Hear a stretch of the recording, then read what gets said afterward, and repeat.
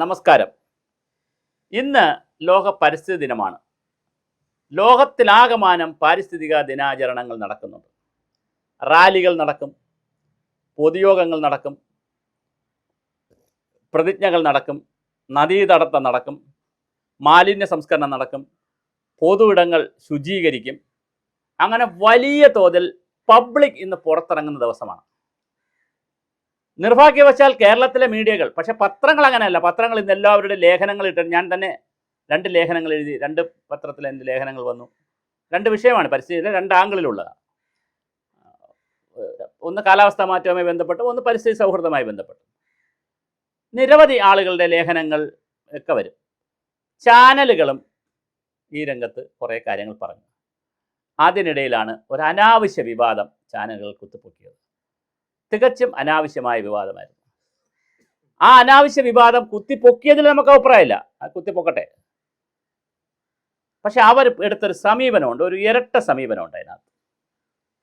അത് കോർപ്പറേഷൻ ഉള്ളത് കൊണ്ടാണോ നമുക്കറിയില്ല, അതോ ഇതൊരു സന്നദ്ധ സംഘടന പോലുള്ള ചെറുപ്പക്കാർ നടത്തിയത് കൊണ്ടാണോ, അതോ അദാനി പോലുള്ള സംവിധാനത്തിലുള്ളവർ പങ്കെടുത്തത് കൊണ്ടാണോ, NCCക്കാർ പങ്കെടുത്തതുകൊണ്ടാണോ, ഗവൺമെൻറ് പങ്കിൻ്റെ സംവിധാനങ്ങൾ പങ്കെടുത്തത് കൊണ്ടാണോ, എന്തായാലും അത് റിപ്പോർട്ട് ചെയ്ത രീതി ഒരു കുത്തിത്തിരിപ്പായിപ്പോയി. അങ്ങനെ കുത്തിത്തിരിച്ചാൽ നമ്മുടെ നാട്ടിൽ ഒന്നും ചെയ്യാൻ പറ്റത്തില്ല. ഒരു ആംബുലൻസ് പോകുമ്പോൾ വലിയ ട്രാഫിക് ജാം ഉണ്ടാവും. ഒരു മന്ത്രി പോകുമ്പോൾ, ഒരു മുഖ്യമന്ത്രി പോകുമ്പോൾ, ഗവർണർ പോകുമ്പോൾ, പ്രധാനമന്ത്രി പോകുമ്പോൾ, പ്രസിഡന്റ് പോകുമ്പോൾ, വൈസ് പ്രസിഡന്റ് പോകുമ്പോൾ വലിയ ട്രാഫിക് ജാം ഉണ്ടാവും. ഒരു ആക്സിഡന്റ് പറ്റിയാലും ട്രാഫിക് ജാം ഉണ്ടാവും. സമരം നടക്കുമ്പോൾ, സെക്രട്ടേറിയറ്റ് സമരം നടക്കുന്ന ദിവസങ്ങളിൽ 11 മണി മുതൽ സമരമുണ്ടെങ്കിൽ സെക്രട്ടേറിയറ്റ് അതുവഴി പോകാൻ പറ്റത്തില്ല, ട്രാഫിക് ജാം ഉണ്ടാവും. വഴിതിരിച്ചേ വിടത്തുള്ളൂ. നിയമസഭയിലേക്ക് സമരം നടക്കുമ്പോഴും വഴിതിരിച്ചു വിടും. ഇത് പുതിയൊരു കാര്യമല്ല. രണ്ടാമത്, നടത്തിയ പരിപാടി, ഞാനും ആ പരിപാടിയുടെ ഭാഗമായിരുന്നു. ഇതിന് തൊട്ടു മുമ്പേ കഴിഞ്ഞ ദിവസം ഇതിൻ്റെ ഭാഗമായിട്ട് തന്നെ 450ഓളം വരുന്ന NCC കേഡറ്റുകൾക്ക് വിക്രം സാരാഭായി സ്പേസ് സെൻറ്ററിൻ്റെ പേരിൽ, വിക്രം സാരാഭായിയുടെ പേരിലുള്ള വെള്ളനാട് എഞ്ചിനീയറിംഗ് കോളേജിൽ വെച്ച് മനോഹരമായൊരു ക്യാമ്പ് നടന്നു. അവിടെ പോസ്റ്റർ പ്രദർശനം നടന്നു, കുട്ടികളുടെ ക്വിസ് കോമ്പറ്റീഷൻ നടന്നു, ഒരുപാട് പരിപാടി നടന്നു. ഇത് നടത്തുന്ന 2 ചെറുപ്പക്കാരും അതുമായി ബന്ധപ്പെട്ട ആളുകളാണ് ഇത് നടത്തുന്നത്. അവർ ഓടി നടന്ന് 2 മാസക്കാലത്ത് ഓടി നടന്ന് പ്രവർത്തനങ്ങൾ നടത്തി. കേരള VC മോഹൻ കുന്നുമേൽ, പിന്നെ NCCയുടെ ബ്രിഗേഡ്, പിന്നെ അത് കഴിഞ്ഞിട്ട് പിന്നെ NSSൻ്റെ ആളുകൾ, പിന്നെ അത് കഴിഞ്ഞ് പ്രമുഖമായിട്ടുള്ള സംഘടനകൾ, പരിസ്ഥിതി പ്രവർത്തകർ, അങ്ങനെ നിരവധി ആളുകളെ, അവർക്ക് പറ്റുന്ന ആളുകളെ മുഴുവൻ അവർ പങ്കെടുപ്പിച്ചുകൊണ്ടുള്ള ഒരു ക്യാമ്പയിനാണ് നടത്തിയത്. അവർ മന്ത്രിയെ പോയി സമീപിച്ചിരുന്നു, CP ജോൺ സാറിന്. അപ്പോൾ CP ജോൺ സാർ പറഞ്ഞു, ഈ ക്യാമ്പയിൻ നടക്കട്ടെ, പക്ഷേ നിങ്ങൾ ആക്ടിവിറ്റി ചെയ്തോളൂ, പക്ഷേ അത് ക്ലീൻ ചെയ്യാനുള്ള പ്രോസസ്സ് ഗവൺമെൻറ് ഇടപെട്ടിരിക്കുകയാണ്, അതും കൂടി വരട്ടെ, എന്നിട്ട് നമുക്ക് അതിന് ഞാൻ പരിപാടിയിലൊക്കെ പങ്കെടുക്കാം, പബ്ലിക് പരിപാടിയിൽ എന്നുള്ള നിലയിൽ അദ്ദേഹം ഒഴിവായി. രാവിലെ കൃത്യം 8-10 ആയപ്പോൾ ചെറിയ മഴയുണ്ട്. ആയിരക്കണക്കിന് കുട്ടികളാണ്, NCC കേഡറ്റുമാരും കുട്ടികളും പരിസ്ഥിതി പ്രവർത്തകരുമാണ് മാതൃഭൂമി റോഡിലുള്ള ഒരു വൃക്ഷത്തിന് ആദരവ് നടത്തിയത്. സുഗതകുമാരി ടീച്ചറിൻ്റെ അമ്മയുടെ ഫോട്ടോ വെച്ച് ആ ടീച്ചറിനെ ആദരിച്ചുകൊണ്ട് മനോഹരമായ പുഷ്പാർച്ചന എല്ലാവരും നടത്തി. കുറച്ച് ട്രാഫിക് ജാം ഉണ്ടാവും, തീർച്ചയാണ്. ജനങ്ങൾ പുറത്തിറങ്ങിയാൽ ട്രാഫിക് ജാം ഉണ്ടാവും. അത് കഴിഞ്ഞ് നേരെ അവർ പൊസഷനായി നടന്ന് വഞ്ചിയൂർ പോലീസ് സ്റ്റേഷൻ്റെ ഫ്രണ്ടിൽ കൂടെ പോയപ്പോൾ മനോഹരമായ രീതിയിൽ ജ്യൂസും കുട്ടികൾക്ക് അവർ കേക്കും കൊടുത്തു. ഇതൊക്കെ പുതിയൊരു കൾച്ചറാണെന്നേ, പുതിയൊരു സംസ്കാരമാണ്. എന്നിട്ട് അവർ നേരെ നടന്ന് ഉപ്പിടാമൂട് പാലത്തിൻ്റെ അടുത്തുള്ള ഒരു മരത്തിൻ്റെ ചുവട്ടിലുള്ള ഒരു സ്റ്റേജിൽ പരിപാടി നടത്തി. അവിടെ ഒരു വശത്തേക്ക് വാഹനം പോകുന്നതിന് ഒരു തടസ്സവുമില്ലായിരുന്നു.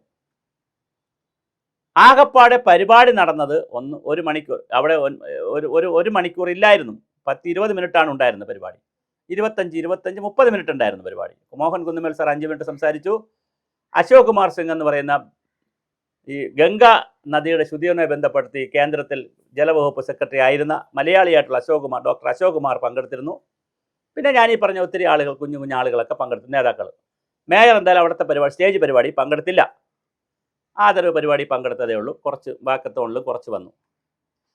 അപ്പോൾ ശരിക്കും പറഞ്ഞാൽ അത് കോർപ്പറേഷൻ്റെ പരിപാടിയല്ല. പക്ഷെ കോർപ്പറേഷന് സഹകരണം പറയും, സംഘാടകർ പറയും, മേയർ വരുന്നു, അപ്പോൾ കോർപ്പറേഷൻ സഹകരിക്കുന്നു. സ്റ്റാൻഡിംഗ് കമ്മിറ്റി ചെയർമാൻ വരുന്നു, അപ്പോൾ അവരുടെ സഹകരണമുണ്ട്, മറ്റവർ വരുന്നു, NCC വരുന്നുണ്ട്, NCCയുടെ പരിപാടി. അത് സംഘാടകർ പറയുന്ന ഒരു ഇതിനപ്പുറം ബയോഡൈവേഴ്സിറ്റി ബോർഡ് എല്ലാം പറ്റുന്നവരെ അവർ കൂട്ടിയോജിപ്പിച്ചത്. ഇത് റിപ്പോർട്ട് ചെയ്തതിൽ നമുക്കൊരു പരാതിയില്ല. ചില ചാനലുകൾ ഇത് ലൈവായി കൊടുത്തു, ചിലരിത് മനോഹരമായിട്ട് റിപ്പോർട്ട് ചെയ്തു. പക്ഷെ അതിലേതോ ഒരു കുത്തിത്തിരിപ്പ് കൂടി അതിനകത്ത് വന്നു. കുത്തിത്തിരിപ്പാണല്ലോ ബൈറ്റ്. എന്താ കുത്തിത്തിരിപ്പ് വന്നത്? ആ കുത്തിത്തിരിപ്പ് ചാനലിൽ വന്നപ്പോൾ അതിനെ വേറെ രൂപത്തിൽ ചാനൽ അവതരിപ്പിച്ചു കളഞ്ഞു. തുള്ളാൻ പഠിപ്പിച്ച മറ്റുള്ളവരെ നമ്മൾ തുള്ളിക്കാൻ പഠിക്കാം, അത് നല്ലതാണ്. മറ്റുള്ളവരെ തുള്ളിക്കാൻ നമ്മൾ പഠിക്കുന്ന നല്ലൊരു കലയാണ്. പക്ഷെ അമ്മയെ തുള്ളിക്കരുത്. പരിസ്ഥിതിക്ക് ഇത്രയും കോട്ടമുണ്ടായിക്കൊണ്ടിരിക്കുന്ന, കാലാവസ്ഥയ്ക്ക് ഇത്രയും പ്രതിസന്ധി സംഭവിച്ചുകൊണ്ടിരിക്കുന്ന, പെയ്യേണ്ട മഴ സമയത്ത് പെയ്യാതിരിക്കുന്ന, കാലം മാറി മഴ പെയ്യുന്ന, മഴ പെയ്താൽ ഭീതിയിൽ നിൽക്കുന്ന, ഉരുൾപൊട്ടലിൻ്റെ, പ്രളയത്തിൻ്റെ, വെള്ളപ്പൊക്കത്തിൻ്റെ, വരൾച്ചയുടെ ഒരു നാട്ടിൽ 2000-ലധികം വരുന്ന കുട്ടികളും കേരള യൂണിവേഴ്സിറ്റിയുടെ VC-യും അക്കാഡമിഷ്യന്മാരും ബുദ്ധിജീവികളും സാംസ്കാരിക പ്രവർത്തകരും പിന്നെ ആക്ടിവിസ്റ്റുകളുമായിട്ടുള്ള ഒരു വിഭാഗം ആളുകൾ എല്ലാവരും ഉണ്ടെന്ന് വിചാരിക്കണ്ട, ഒത്തുകൂടി രാവിലെ 8 മണി 7:30 മണി മുതൽ അവിടെ മിലിറ്ററി വണ്ടി വന്നതാണ്. അവർ ഒന്നിച്ച് മനോഹരമായി പൊസഷൻ നടത്തി, കൃത്യമായ ഒരു 10-20 മിനിറ്റ് ഒരു പരിപാടി നടത്തി. അതിനിടയിൽ ആ റോഡ് സമ്പൂർണ്ണമായി കെട്ടിയടച്ചല്ല പരിപാടി നടന്നത്. അങ്ങനെ പരിപാടി നടന്നപ്പോൾ ആ പരിപാടി റിപ്പോർട്ട് ചെയ്തതിന് ശേഷം, ഇങ്ങനൊരു നല്ല പരിപാടി നടന്നു തിരുവനന്തപുരത്ത്, കുഞ്ഞുമക്കൾ ഈ സന്ദേശം ഏറ്റെടുക്കാൻ വന്നു, അവർക്ക് അവാർഡ് അവാർഡ് കൊടുക്കലെല്ലാം അവിടെ മാറ്റിവെച്ചിരുന്നു. ഇതെല്ലാം വന്നു എന്നുള്ള പോസിറ്റീവായി കാര്യങ്ങൾ പറഞ്ഞതിന് ശേഷം, എന്നാൽ അവിടെ ഇത് കെട്ടിയത് നിയമപരമായ റോഡിൻ്റെ സൈഡിലാണ് കെട്ടിയിരിക്കുന്നത്, അത് ട്രാഫിക് പ്രശ്നം ഉണ്ടാക്കി, അല്ലെങ്കിൽ അത് ട്രാഫിക് പ്രശ്നത്തെ കാരണമായി, അത് കോർപ്പറേഷൻ്റെ അനുവാദം വാങ്ങിച്ചില്ലെന്നോ പോലീസിൻ്റെ അനുവാദം വാങ്ങിച്ചില്ലെന്നോ എന്തോ പറഞ്ഞോളാം. പക്ഷേ ആ നടന്ന പരിപാടിയെ വളരെ മോശമായിട്ടാണ് ചിത്രീകരിച്ചത്. അത് റിപ്പോർട്ട് ചെയ്തുമില്ല. അത് ശരിയായില്ല. പരിപാടി റിപ്പോർട്ട് ചെയ്യുകയും സുന്ദരിയായ പെണ്ണിൻ്റെ ഒരു പൊട്ട് അല്ലെങ്കിൽ വസ്ത്രത്തിൻ്റെ ഒരു ഭാഗം എന്തെങ്കിലും ഒന്ന് ഡിസ്ലൊക്കേറ്റ് ചെയ്ത് കിടക്കുന്നു, അല്ലെങ്കിൽ ഒരു പൊട്ട് പ്രശ്നമാണ് എന്ന് പറഞ്ഞ് അത് ഹൈലൈറ്റ് ചെയ്യാതെ ബാക്കി സൗന്ദര്യം കൂടി കാണണം നമ്മുടെ മാധ്യമങ്ങൾ. നിങ്ങൾ എൻവയോൺമെൻറ്റൽ ജേർണലിസത്തിൻ്റെ കാലത്തിലേക്ക് പോകണം, നിങ്ങൾ ഗ്രീൻ പെന്നിൻ്റെ കാലത്തിലേക്ക് പോകണം, നിങ്ങൾ ഗ്രീൻ ജേർണലിസത്തിൻ്റെ കാലത്തിലേക്ക് പോകണം. ഈ കാലഘട്ടം ആവശ്യപ്പെടുന്നത് കുത്തിത്തിരിപ്പും കുന്നായ്മയും അഴുക്ക രാഷ്ട്രീയവും അശ്ലീലവും പിന്നെ ഗോഖുവ വിളിയും ജാതിയും മതവും വർഗീയതയൊന്നും അല്ലെന്നേ. അതൊക്കെ മലയാളി മടുത്തന്നേ. ഈ തെരഞ്ഞെടുപ്പിൽ മലയാളി കാണിച്ചില്ലേ? നിങ്ങൾ വർഗീയതയും പറഞ്ഞുകൊണ്ട് വരണ്ട എന്ന് മലയാളി പറഞ്ഞില്ലേ? എല്ലാ ജാതിമത സംഘടനകളോടും അവരുടെ വലിയ വലിയ നേതാക്കളോട് ബായ് പറഞ്ഞില്ലേ കേരള സമൂഹം? ഇവിടെ പരിസ്ഥിതിക്കും വികസനത്തിനും ഒക്കെ വലിയ സാധ്യതയുള്ളൊരു സമൂഹമാണ്. ആ സാധ്യതയാണ് കുറച്ച് ചെറുപ്പക്കാർ അവിടെ കാണിച്ചത്. അതിൽ അപാകതയുണ്ടെങ്കിൽ അത് ആ രീതിയിൽ ചൂണ്ടിക്കാണിക്കുകയും ഇനി നാളെ ആരെങ്കിലും ഇതുപോലെ പ്രവർത്തികൾ ചെയ്യാൻ വന്നാൽ അവർക്ക് പ്രേരണയാകുന്ന രീതിയിൽ കാര്യങ്ങൾ ചെയ്യുകയും ചെയ്യേണ്ടിയിരുന്നതിന് പകരം അതിനെ വളരെ വലിയ കുത്തിത്തിരിപ്പ് പരിപാടിയായിട്ട് ചെയ്തത് ശരിയായില്ല. അങ്ങനെയാണ് നമുക്കത് ഫീൽ ചെയ്യുന്നത്. അത് ശരിയായൊരു നടപടിയല്ല. നമ്മൾ ആരെയും കുറച്ച് കാണാനല്ല, ഞാൻ ഒരു ചാനലിനെയും കുറച്ച് കാണാനോ ഒരു പത്രത്തെയും മോശമാക്കാനോ അല്ല പറയുന്നത്. പക്ഷേ വാർത്തകൾ കൊടുക്കുമ്പോൾ ഈ ഒരു പോസിറ്റീവ് കാര്യം കൂടി പറയണമായിരുന്നു. നിങ്ങൾ പോസിറ്റീവ് കാര്യം പറയാതെ നെഗറ്റീവ് മാത്രം പറയുമ്പോൾ സമൂഹം ആരെങ്കിലും എന്തെങ്കിലും ക്രിയേറ്റീവായി ചെയ്യാൻ വരുമെങ്കിൽ അതും അവർ കൂടി ചെയ്യാതെ പോകും എന്നുള്ള കാര്യം ശ്രദ്ധിക്കുക. ഇത് ഞാൻ പരിസ്ഥിതി ദുരന്ത പരിപാലനവും ജലവും അതുമായി ബന്ധപ്പെട്ട കാലാവസ്ഥാ വ്യതിയാനവുമായിട്ടൊക്കെ ബന്ധപ്പെട്ട് പ്രവർത്തിക്കുകയും അതിലേക്കൊരു പിന്നെ കുറച്ച് കോൺട്രിബ്യൂട്ട് ചെയ്യുകയും ചെയ്യുന്ന ആളെന്നുള്ള നിലയിലാണ് ഞാൻ എന്നെപ്പോലുള്ളവരൊക്കെ അതിൽ പങ്കെടുത്തത്. ഈ വിവാദങ്ങൾക്ക് നമുക്ക് താല്പര്യമില്ല. അഥവാ കുറച്ച് ട്രാഫിക് ജാം ആയെങ്കിലും എത്ര മനോഹരമായൊരു പരിപാടിയായിരുന്നു, വളരെ മനോഹരമായൊരു പരിപാടിയായിരുന്നു. ആമഴിഞ്ഞാൻ തോടിൻ്റെ ശുചീകരണവുമായി ബന്ധപ്പെട്ട അവബോധ പ്രവർത്തനം ഈസ്റ്റ് പോർട്ടിനകത്ത് കൊണ്ടുവച്ച് നടത്താൻ കഴിയില്ല. അതൊരു ഹാൾ പ്രോഗ്രാമായി നടത്താൻ കഴിയില്ല.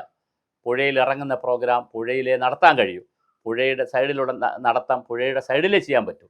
അത് കൂടി തിരിച്ചറിയണമായിരുന്നു നമ്മുടെ ചാനലുകൾ. അത് തിരിച്ചറിയാതെ പോയത് ഒരു പാരിസ്ഥിതിക അവബോധമില്ലാത്ത, ഒരു കാലാവസ്ഥാ ബോധമില്ലാത്ത, ഒരു പരിസ്ഥിതി പ്രവർത്തനത്തെക്കുറിച്ചോ അല്ലെങ്കിൽ മനുഷ്യരെക്കുറിച്ചോ മനുഷ്യൻ്റെ വേദനകളെക്കുറിച്ചോ മനുഷ്യൻ അനുഭവിക്കുന്ന കാലാവസ്ഥാ പ്രതിസന്ധിയെക്കുറിച്ചോ പരിസ്ഥിതി പ്രശ്നങ്ങളെക്കുറിച്ചോ ബോധ്യമില്ലാത്തൊരു റിപ്പോർട്ടിംഗ് ആയിപ്പോയി.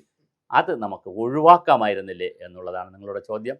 നിങ്ങൾക്ക് സ്വാതന്ത്ര്യമുണ്ട്, എന്തും പറയാം.